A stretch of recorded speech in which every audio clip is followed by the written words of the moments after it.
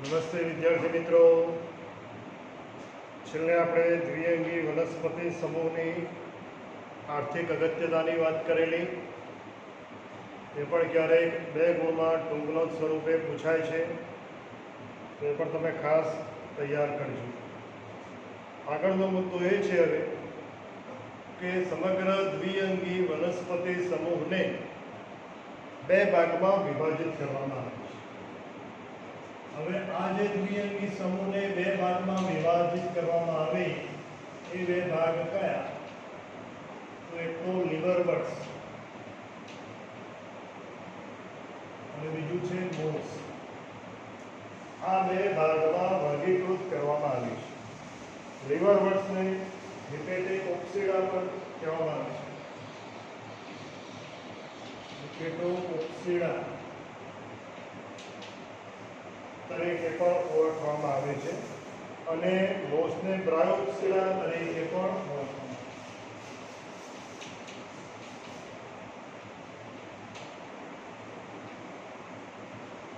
તો અહીંયા આગળ દ્વિઅંગી વનસ્પતિ સમૂહને 2 ભાગમાં વિભાજિત કરવામાં આવી. લીવરવર્ટ્સ અથવા હિપેટોકોક્સિડા અને બીજો છે મોસ અથવા બ્રાયોપ્સિડા તરીકે ઓળખવામાં આવે છે. હવે વિદ્યાર્થી મિત્રો, આ બંને વિશે આપણે બંનેના એક ઉદાહરણ સ્વરૂપ લેવાના છે.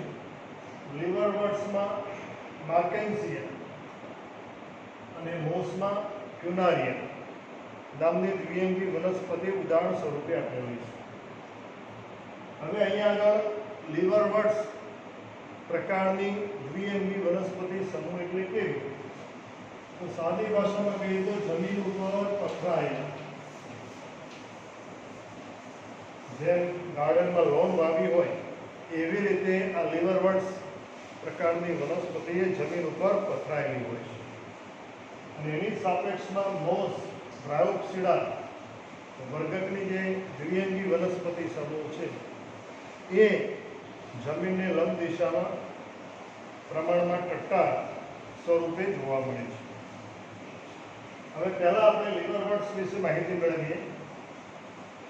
તો લીવરવર્ટ્સમાં સૌથી પહેલો મુદ્દો એ આવે કે એનું નિવાસ સ્થાન ક્યાં છે. તો વિદ્યાર્થી મિત્રો, આપણે શરૂઆતમાં દ્વિઅંગી વનસ્પતિ સમૂહના નિવાસ સ્થાનમાં જે વાત કરેલી એ આને પણ લાગુ પડે છે. એ વખતે મિત્રો શું વાત કરેલી કે આ ભેજવાળી અથવા જ્યાં આગળ સતત પાણી ભરાઈ રહેતું હોય, ભેજ પ્રાપ્ત થતો હોય એવા વિસ્તારમાં અને જ્યાં તાપમાન પ્રમાણમાં નીચું હોય એવા છાયાપ્રિય વિસ્તારમાં આ જોવા મળે. તો એમાં નદી ઝરણાના કિનારે, નદીમાં અને ઝરણામાં પાણી વહેતું હોય એટલે એની બંને તરફ અથવા જળ હોય તો એની ચારે તરફ સતત ભેજ હોય એટલે ત્યાં જોવા મળે. આ ઉપરાંત નદી કિનારાના આજુબાજુના સપાટ મેદાનો હોય એમાં પણ જોવા મળે. ભીની જમીન ઉપર પણ જોવા મળે. આ ઉપરાંત વૃક્ષોની છાલ ઉપર, વૃક્ષ ઊભું હોય એટલે કે જીવંત હોય તો એની છાલ ઉપર પણ જોવા મળે. અને આ ઉપરાંત કોઈ વૃક્ષ એનું પ્રકાંડ એટલે કે થડ કાપેલું હોય, બરાબર, જમીન ઉપર પડ્યું હોય, ભેજયુક્ત વાતાવરણમાં હોય તો એની ગળતામાં એટલે ખાંચમાં, આપણે જાણીએ છીએ કે કોઈ પણ વનસ્પતિનું પ્રકાંડ હોય, મોટાભાગની વનસ્પતિ તો એમાં એનું પ્રકાંડ કેવું હોય છે? એની છાલ બાહ્યવલ્ક કે કેવું હોય? ખાંચ સ્વરૂપે, નાની મોટી અનેક ખાંચો, તિરાડો વગેરે. અને આજુબાજુ ભેજયુક્ત વિસ્તાર હોય એટલે એમાં ભેજ સચવાઈ રહે તો ત્યાં પણ જોવા મળે. એટલે કે ટૂંકમાં છાયાપ્રિય સ્થાનોમાં આ લીવરવર્ટ્સ ખાસ આપણને જોવા મળે છે. હવે એનું દેહ સ્વરૂપ તો સુકાય સ્વરૂપે છે. આપણે સુકાઈની વ્યાખ્યા શરૂઆતમાં લીલ વખતે વાત કરેલી. જે વનસ્પતિનો દેહ સ્પષ્ટપણે મૂળ, પ્રકાંડ અને પર્ણમાં ભિન્નન પામેલો ન હોય અથવા વિભેદન પામેલો ન હોય એવો વનસ્પતિ સમૂહનું સ્વરૂપ એ સુકાય સ્વરૂપ કહેવાય. તો અહીંયા આગળ પણ તમે જોઈ શકો છો, લીવરવર્ટ્સનું ઉદાહરણ આપ્યું છે માર્કેન્સિયા. એ જમીન ઉપર પથરાયેલી હોય એના લીધે જમીને હરિયાળી ચાદર ઓઢી હોય એવું આપણને લાગે. અને એનું માર્કેન્સિયાનું અથવા તો કોઈ પણ એક લીવરવર્ટ્સનું આપણે સુકાઈ જોઈએ તો પૃષ્ઠવક્ષ બાજુથી કેવું હોય? પ્રમાણમાં ચપટું હોય અને એનું પ્રકાંડ છે પણ આપણને પ્રકાંડ કે પર્ણ સ્વરૂપનું એવું પૃષ્ઠવક્ષ બાજુથી ચપટું એવું સ્વરૂપ આપણને જોવા મળે. આપણે જનરલ લક્ષણમાં પહેલાં જ વાત કરીશું કે મૂળ નથી પરંતુ મૂળના જેવું કાર્ય કરતું મૂળાંક આપણને જોવા મળે છે. આગળનો મુદ્દો એ છે વિદ્યાર્થી મિત્રોના લક્ષણમાં કે પ્રજનન. તો અહીંયા આગળ લીવરવર્ટ્સ વર્ગકની આ વનસ્પતિ માર્કેન્સિયા બતાવી છે કે જે ભેજવાળી જગ્યા આપણને જોવા મળે પૃષ્ઠવક્ષ બાજુથી ચપટું એનું સુકાય. હવે એમાં પ્રજનન અવખંડન પદ્ધતિથી થાય છે. અવખંડનને યાદ કરો, આપણે લીલ વખતે વાત કરેલી કે સુકાયેલા એટલે કે દેહના ટુકડા થાય, વનસ્પતિક ભાગના અકસ્માતી ટુકડા થાય અને પ્રત્યેક ટુકડામાંથી નવો બાળ સજીવ તૈયાર થાય એને અવખંડન તરીકે ઓળખવામાં આવે. તો આ રીતે અવખંડન દ્વારા દ્વિઅંગી વનસ્પતિમાં લીવરવર્ટ્સમાં વાનસ્પતિક પ્રજનન થાય છે. બીજા નંબરનું પ્રજનન છે અલિંગી પ્રજનન. અહીં આગળ તમે જુઓ તો આ લીવરવર્ટ્સ એમાં માર્કેન્સિયાનું સુકાય સ્વરૂપ બતાવ્યું છે. તો આવું પર્ણ અને એમાં જેમ ખાંચ હોય અને જેમ સંયુક્ત પર્ણ હોય એના જેવી મળતી આવતી અને પૃષ્ઠવક્ષ બાજુથી એવી ચપટી રચના. એમાં આ નર અને માદા સુકાય બતાવે છે. એમાં તમે જુઓ એક નાનકડી પ્યાલા જેવી રચના બતાવે છે જેને કુંડમલી પ્યાલો તરીકે અથવા કુંડમલી પ્યાલી તરીકે ઓળખવામાં આવે, જેને કૂપદાની પણ કહેવાય છે. બરાબર. અહીંયા આગળ બંને સુકાઈમાં આપણે જોઈ શકીએ છીએ કે એના સુકાઈ ઉપર નાનકડી પ્યાલી જેવી રચના જેને કૂપદાની અથવા કુંડમલી પ્યાલો તરીકે ઓળખવામાં આવે. તો અહીંયા આગળ દ્વિઅંગી વનસ્પતિ સમૂહના લીવરવર્ટ્સમાં એટલે કે માર્કેન્સિયામાં આવા કુંડમલી પ્યાલા નર અને માદા સુકાઈમાં એટલે કે કૂપદાની જોવા મળે છે. એ કેવું છે? લીલી છે. લીલી એટલે લીલા રંગની એમ જરૂરી નથી, પણ કેવું છે? જીવંત છે. એક વાનસ્પતિક અંગ છે અને એના દ્વારા આ લીવરવર્ટ્સ પ્રકારની વનસ્પતિમાં વાનસ્પતિક પ્રજનન થાય છે. એટલે એની સુકાઈ ઉપર જ કલિકાયુક્ત રચના જેવી કુંડમલીઓ અથવા તો કૂપદાની જોવા મળે છે, જે શરૂઆતમાં નાની હોય પછી પૂર્ણ વિકસિત બની પરિપક્વ બને અને પરિપક્વ બન્યા પછી એ પિતૃ છોડ ઉપરથી છૂટી પડે, ખરી પડે, પછી જમીન ઉપર પડે અને એને અંકુરિત થવા માટે જ્યારે યોગ્ય વાતાવરણ મળે. યોગ્ય વાતાવરણ એટલે કેવું સમજવાનું? વાતાવરણમાં પૂરતા પ્રમાણમાં ઓક્સિજન હોય, પૂરતા પ્રમાણમાં ભેજ હોય, તાપમાન નીચું હોય, આવી છાયાપ્રિય વનસ્પતિ માટે યોગ્ય વાતાવરણ હોય એનું અનુકૂળ સંજોગો કહેવાય. તો એવા સમયે આ જે પરિપક્વ કૂપદાની અથવા તો કુંડમલી છે એ પિતૃ છોડ ઉપરથી પરિપક્વ થયા પછી ખરી પડે છે અને ખરી પડ્યા પછી એ જમીન ઉપર પડે, અનુકૂળ વાતાવરણ પ્રાપ્ત થાય એટલે નવો સ્વતંત્ર બાળ છોડ તરીકે અસ્તિત્વ ધરાવે છે. તો આ લીવરવર્ટ્સમાં જોવા મળતું અલિંગી પ્રજનન થયું. બરાબર. હવે આગળનો છેલ્લો મુદ્દો લિંગી પ્રજનન. આ લીવરવર્ટ્સમાં કેવા સ્વરૂપે અથવા તો કઈ રીતે લિંગી પ્રજનન થાય છે? તો વિદ્યાર્થી મિત્રો, આગો બે શબ્દો આવી ગયા, એક સદની અને દ્વિસદની. એક સદની એટલે એક સદન. સદન એટલે જે વનસ્પતિમાં એક જ દેહ આવેલો હોય, એટલે કે નર અને માદા છોડ તરીકે અલગ અલગ અસ્તિત્વ ધરાવતા ન હોય એને એક સદની કે એક ગૃહી તરીકે. જે વનસ્પતિઓમાં નર અને માદા છોડ અથવા તો નર અને માદા અવયવો લિંગી અંગો અલગ અલગ છોડ ઉપર અસ્તિત્વ ધરાવતા હોય એટલે એના દેહ કેટલા થયા? બે થયા. માટે એને દ્વિગૃહી અથવા દ્વિસદની તરીકે ઓળખાય. તો અહીંયા આગળ લીવરવર્ટ્સમાં એક સદની હોય કે દ્વિસદની હોય, એમાં આપણે જાણીએ છીએ કે જે બીજાણુજનક અવસ્થા છે, જેના દરમિયાન બીજાણુ ઉત્પન્ન થાય છે, એમાં આ ત્રણ સ્પષ્ટ રચનાઓ જોવા મળે છે. એ ત્રણ સ્પષ્ટ રચનાઓ એટલે કઈ? પાદ, પ્રાવાદ અથવા એકનું પ્રાવાર પણ કહેવાય.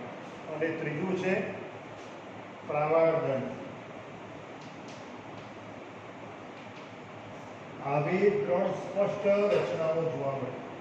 પાદ જેને ફૂટ તરીકે ઓળખવામાં આવે છે, પ્રાવાર દંડ જેને સેટા તરીકે ઓળખવામાં આવે અને પ્રાવારને કેપ્સ્યુલ તરીકે ઓળખવામાં આવે.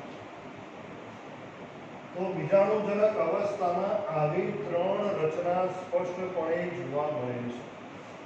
એમાં સૌથી નીચે પાદ આવેલા હોય ફૂટ, જેને લીધે આ લીવરવર્ટ્સ પ્રકારની વનસ્પતિ એ આધાર સાથે સંપર્ક સ્થાપિત કરે. તેના ઉપરના ભાગે પ્રાવાર દંડ આવેલો હોય, લાંબી નળાકાર રચના કે જે એના ઉપર આવેલી રચના પ્રાવાર કેપ્સ્યુલને ધારણ કરે છે. પ્રાવારને ધારણ કરતી દંડ જેવી રચના એટલે પ્રાવાર દંડ અથવા સેટા તરીકે ઓળખવામાં આવે. અને એની ઉપર એ પ્રાવાર આવેલું હોય એટલે કે આ લીવરવર્ટ્સ અને પાછળ આપણે મોસ્ટ જોઈશું એમાં પણ બીજાણુજનક અવસ્થા એ સ્પષ્ટ ત્રણ ભાગોમાં વિભેદિત હોય છે. કઈ? પાદ, પ્રાવાર દંડ અને પ્રાવાર. અને આ જે પ્રાવાર છે, કેપ્સ્યુલ છે, એમાં બીજાણુઓ સંચિત થાય છે. અને એ બીજાણુ એમાં ઉત્પન્ન થાય પછી સંચિત થાય અને એ બીજાણુઓ અંકુરિત થાય એટલે ફરી પાછી એ મુક્તજીવી જન્યુજનક અવસ્થા શરૂ થાય છે. અને દ્વિઅંગી વનસ્પતિ સમૂહમાં આપણે જાણીએ છીએ કે જન્યુજનક અવસ્થા પ્રમાણમાં લાંબી મુખ્ય છે, બરાબર.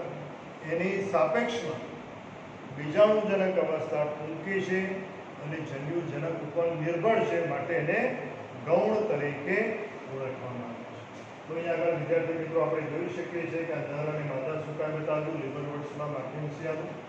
એના ઉપર તમે જુઓ માદા જનન અંગ જેને સ્ત્રીજન્યુધાની ધર તરીકે ઓળખવામાં આવે અને એની ઉપર સ્ત્રીજન્યુધાની આવેલું.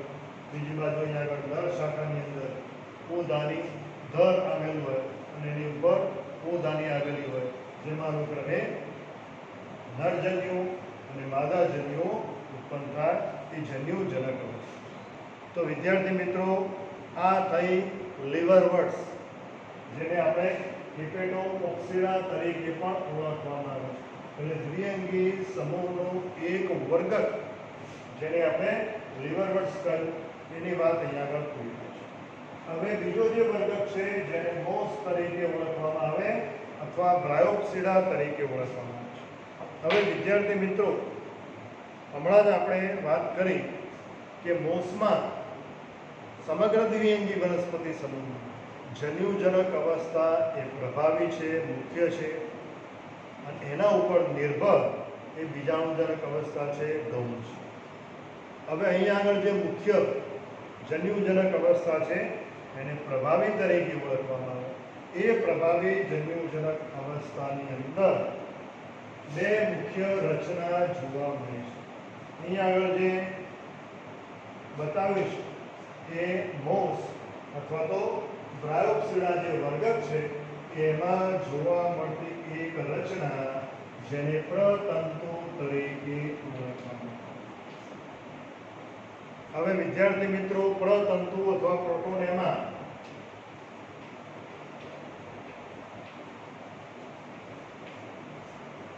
ધ્યાન રાખજો. આ જે મોસ અથવા તો બ્રાયોપ્સિડા વર્ગકની જે દ્વિઅંગી વનસ્પતિ સમૂહ છે એમાં બે સ્પષ્ટ રચનાઓ જોવા મળે છે. એક પ્રતંતુ અને બીજી અવસ્થા પર્ણમય અવસ્થા છે.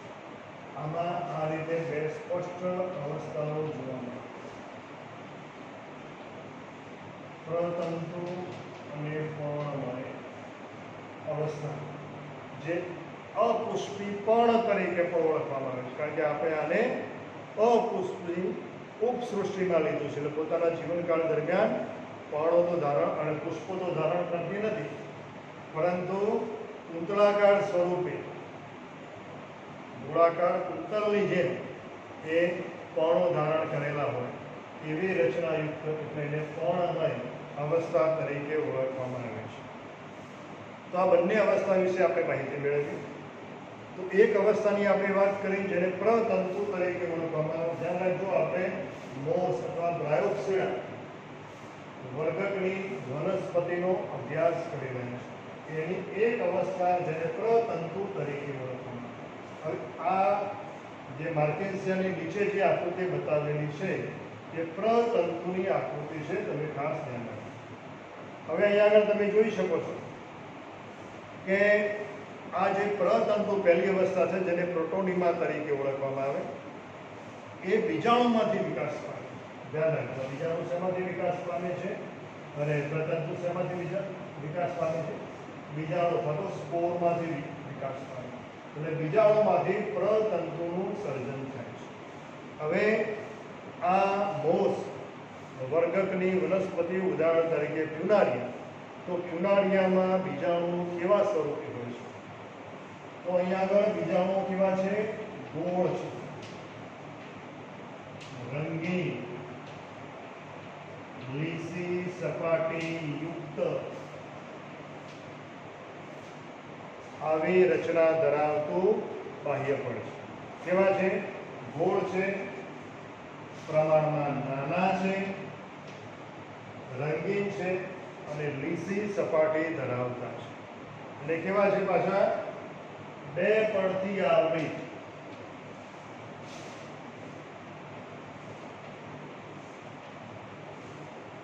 એની આજુબાજુ બે પડ આવેલા હોય છે. એમાં અંદરનું પડ તે પ્રમાણમાં પારદર્શક હોય છે. અંદરનું પડ પારદર્શક. હવે જો આ નાના અને ગોળ છે એનું જે બાહ્ય આવરણ ખરું, બાહ્ય આવરણ કેવું છે? રંગીન છે, લીસી સપાટી યુક્ત છે. એટલે વિદ્યાર્થી મિત્રો આપણે આવી કલ્પના કરી શકીએ.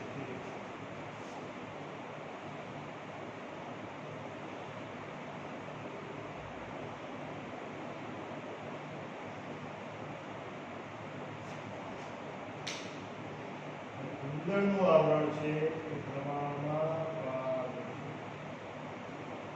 આવી રચના એ બીજાણુની હોય છે. શામાં? મોસ વર્ગકની વનસ્પતિ.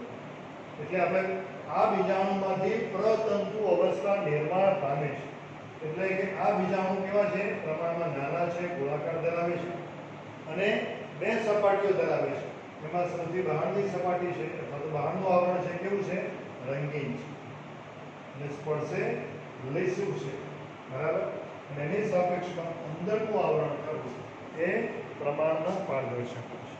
આવું વિશિષ્ટ પ્રકારના બીજાણુઓ છે એ બીજાણુમાંથી શું નિર્માણ પામે છે?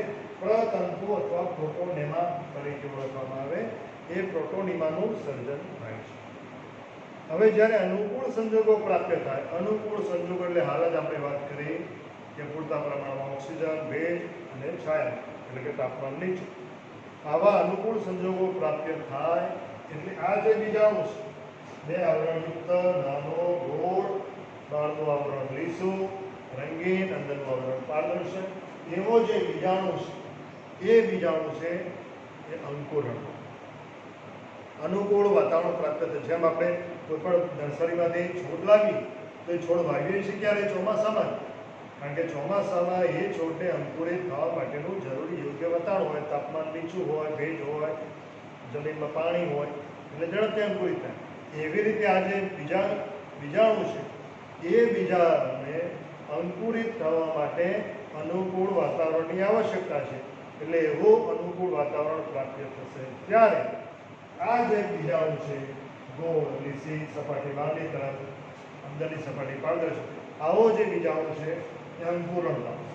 અને આવો બીજાણુ અંકુરણ પામશે એટલે એમાંથી તંતુમય રચના ઉત્પન્ન થશે જેને પ્રતંતુ અથવા પ્રોટોનેમા તરીકે ઓળખાય.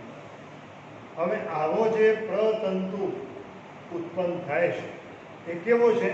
તમારી બુકમાં આવો શબ્દ વાપર્યો છે, વિસર્પી.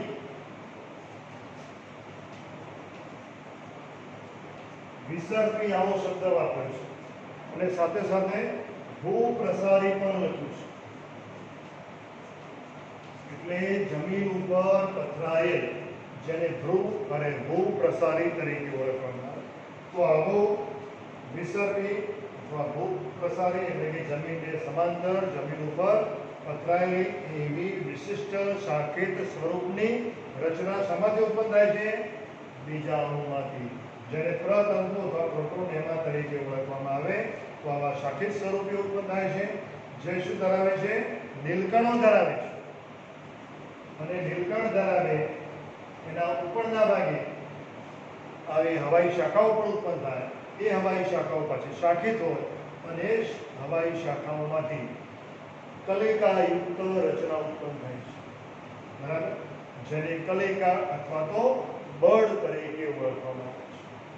એટલે આ બીજાણુમાંથી ભૂપ્રસારી એવી બહુકોષીય શાખિત તંતુમય રચના ઉત્પન્ન થાય, જેને પ્રતંતુ અથવા પ્રોટોનેમા તરીકે ઓળખવામાં આવે, જે નીલકણ ધરાવતા હોય અને એને હવાઈ જે શાખાઓ છે એ કલિકાયુક્ત અને જે ભૂમિગત શાખાઓ છે એ ટૂંકા મૂળના જેવું વિસ્થાપન અને શોષણનું કાર્ય કરતા એવા મૂલાંગો ધરાવે છે. તો આવી એક અવસ્થા અથવા તો રચના, જેને પ્રતંતુ અવસ્થા તરીકે ઓળખવામાં, જેમાંથી પછી આ વાનસ્પતિક પ્રજનન દ્વારા અવખંડનની જેમ પ્રતંતુ વડે પણ મોસના બાળ સુકાઈનું ફરી પાછું સર્જન થાય છે. તો વિદ્યાર્થી મિત્રો, આ પહેલી અવસ્થાની આપણે વાત કરી, પ્રતંતુ અવસ્થા. હવે પછી આગળના પિરિયડમાં આપણે આગળની બીજી રચના, પર્ણના રચના, એની આપણે વાત કરીશું.